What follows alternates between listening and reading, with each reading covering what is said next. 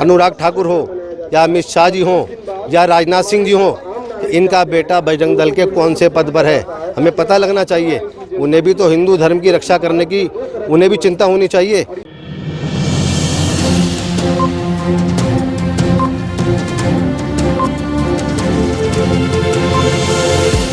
झूठ से दूर, खबरों से भरपूर।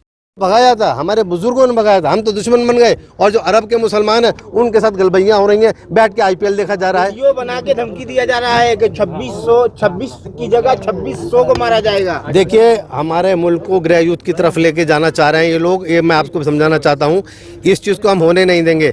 कुछ लोगों की वजह से सारे हिंदू भाइयों को, सारे हिंदू समाज को हम नहीं कहेंगे। ये कुछ लोग हैं जो चिंदी चोर हैं, जिनका काम यही है नफरत फैलाना। हम इस नफरत को फैलाने नहीं देंगे। देखिए, आग जो है, आग पानी से ही बुझेगी, आग से नहीं बुझेगी। तो हमें आग क्या है, मोहब्बत निभानी। कि जिस तरीके से नफरत का एक माहौल बनाया जा रहा है, हिंदू और मुस्लिम भाइयों को एक दूसरे का दुश्मन बनाया जा रहा है, और नए नए तरीके से नए नए योजनाएं बनाकर बेवकूफ़ बनाया जा रहा है, ये पूरे देश के ऊपर। अनुराग ठाकुर हो, मैं एक बात, अमित शाह जी हों, जिन बच्चों का राजनाथ सिंह जी होना चाहिए, इनका बेटा बजरंग दल के कौन से पद पर है, हमें पता लगना चाहिए। जिस तरीके से एक की रक्षा करने भयानक माहौल बनाया, उन्हें भी चिंता होनी चाहिए।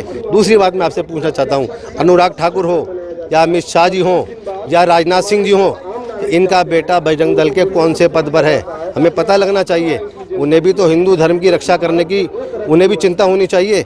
इनसे पूछिए, इनका बेटा जो है वो विदेश में पढ़ रहा होता है, लेकिन हमारा बच्चा डिग्रियां लेके दर दर भटक रहा है, बहुत परेशान हो रहा है।